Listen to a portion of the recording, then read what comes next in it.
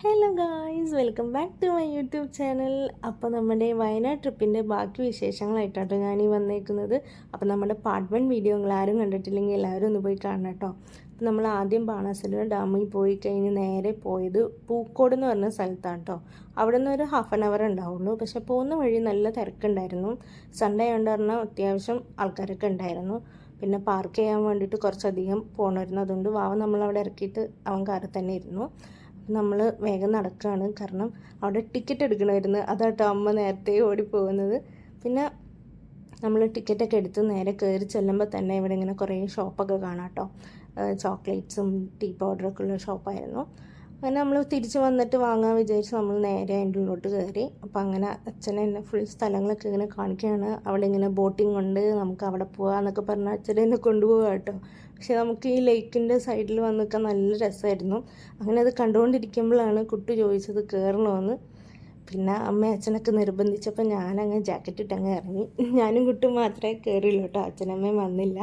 അപ്പോൾ രണ്ടാൾക്കും 350 ആട്ടോ റേറ്റ് വരുന്നത്. അങ്ങനെ ഞങ്ങൾ ബോട്ടിലൊക്കെ കയറി. നല്ല രസമായിരുന്നു. പക്ഷെ അധികം ഫോഴ്സ് ചെയ്ത് ചവിട്ടേണ്ടി വന്നില്ല. ആ കാറ്റത്ത് അങ്ങനെ തന്നെ പോകുന്നുണ്ടായിരുന്നു കേട്ടോ ആ ബോട്ട്. എല്ലാവരും ഇങ്ങനെ പോകുന്ന കാണാൻ നല്ല രസമുണ്ടായിരുന്നു. അങ്ങനെ ഞങ്ങൾ ഓരോ ഡയലോഗൊക്കെ പറഞ്ഞ് ഇങ്ങനെ പോകുമായിരുന്നു കേട്ടോ. അങ്ങോട്ടും ഇങ്ങോട്ടൊക്കെയോ തിരിച്ച് പോകുന്നുണ്ടായിരുന്നു.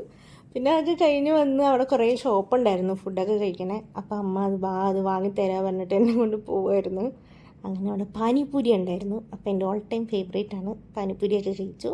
പിന്നെ തിരിച്ചു വന്ന് നമ്മൾ ആ ഷോപ്പിൻ്റെ ഉള്ളിൽ കയറി. അവിടെ കുറേ നല്ല നല്ല ഐറ്റംസ് ഒക്കെ ഉണ്ട് കേട്ടോ. അങ്ങനെ അവിടെ നിന്ന് സാധനങ്ങളൊക്കെ വാങ്ങിച്ചിറങ്ങിയപ്പോഴാട്ടോ ഈ ഷോപ്പ് കാണുന്നത്. ഇവിടെയാണെങ്കിൽ കുറേ ക്യൂട്ട് ഐറ്റംസ് ഒക്കെ ഉണ്ടായിരുന്നു.